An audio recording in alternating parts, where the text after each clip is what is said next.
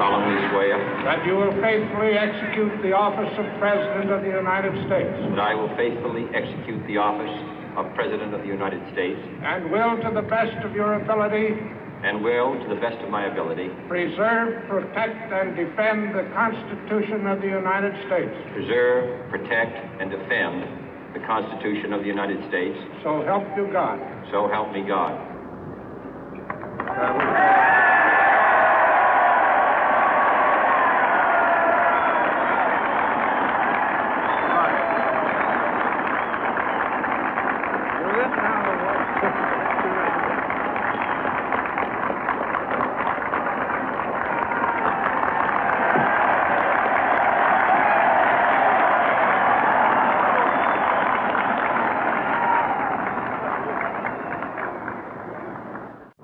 Vice President Johnson, Mr. Speaker, Mr. Chief Justice, President Eisenhower, Vice President Nixon, President Truman, Reverend clergy, fellow citizens.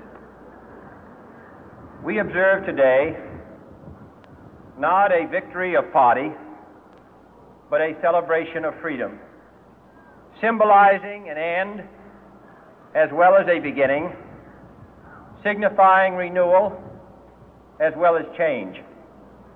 For I have sworn before you and Almighty God the same solemn oath our forebears prescribed nearly a century and 3/4 ago. The world is very different now, for man holds in his mortal hands the power to abolish all forms of human poverty and all forms of human life. And yet the same revolutionary beliefs for which our forebears fought are still at issue around the globe. The belief that the rights of man come not from the generosity of the state, but from the hand of God. We dare not forget today that we are the heirs of that first revolution. Let the word go forth from this time and place to friend and foe alike that the torch has been passed to a new generation of Americans born in this century, tempered by war, disciplined by a hard and bitter peace, proud of our ancient heritage, and unwilling to witness or permit the slow undoing of those human rights to which this nation has always been committed and to which we are committed today at home and around the world.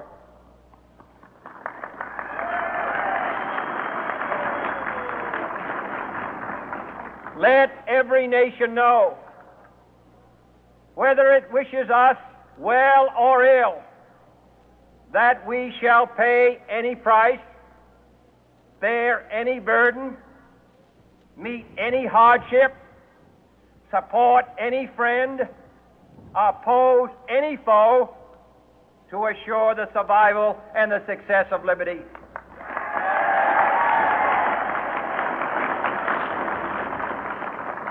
This much we pledge and more. To those old allies whose cultural and spiritual origins we share, we pledge the loyalty of faithful friends. United, there is little we cannot do in a host of cooperative ventures. Divided, there is little we can do, for we dare not meet a powerful challenge at odds and split asunder. To those new states whom we welcome to the ranks of the free, we pledge our word that one form of colonial control shall not have passed away merely to be replaced by a far more iron tyranny. We shall not always expect to find them supporting our view, but we shall always hope to find them strongly supporting their own freedom, and to remember that in the past those who foolishly sought power by riding the back of the tiger ended up inside.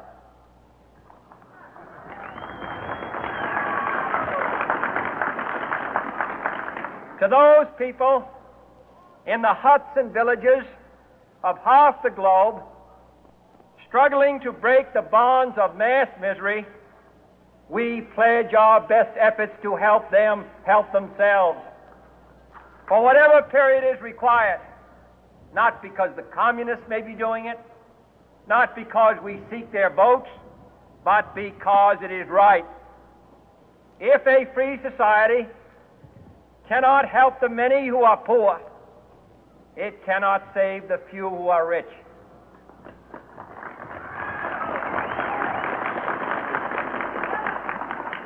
To our sister republics south of our border, we offer a special pledge to convert our good words into good deeds, in a new alliance for progress, to assist free men and free governments in casting off the chains of poverty. But this peaceful revolution of hope cannot become the prey of hostile powers. Let all our neighbors know that we shall join with them to oppose aggression or subversion anywhere in the Americas. And let every other power know that this hemisphere intends to remain the master of its own house.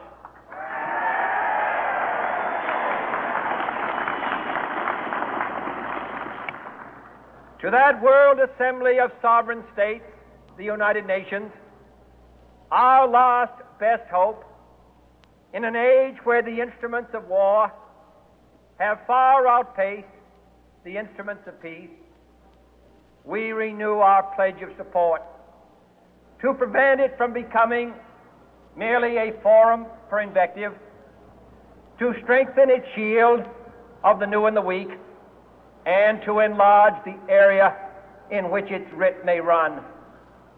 Finally, to those nations who would make themselves our adversary, we offer not a pledge, but a request that both sides begin anew the quest for peace.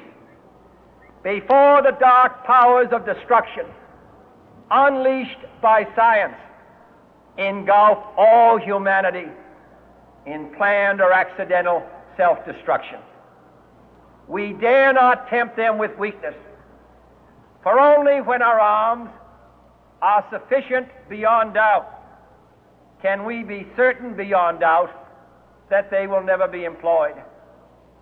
But neither can two great and powerful groups of nations take comfort from our present course, both sides overburdened by the cost of modern weapons, both rightly alarmed by the steady spread of the deadly atom, yet both racing to alter that uncertain balance of terror that stays the hand of mankind's final war.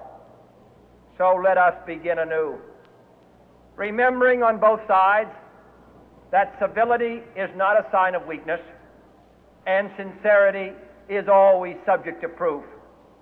Let us never negotiate out of fear, but let us never fear to negotiate.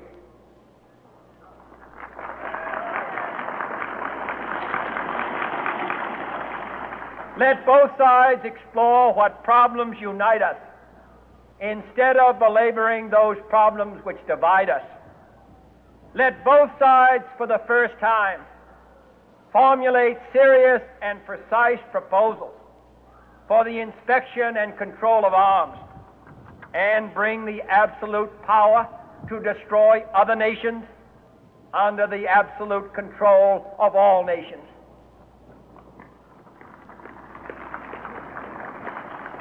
Let both sides seek to invoke the wonders of science instead of its terrors. Together, let us explore the stars, conquer the deserts, eradicate disease, tap the ocean depths, and encourage the arts and commerce. let both sides unite to heed in all corners of the earth the command of Isaiah to undo the heavy burden and let the oppressed go free.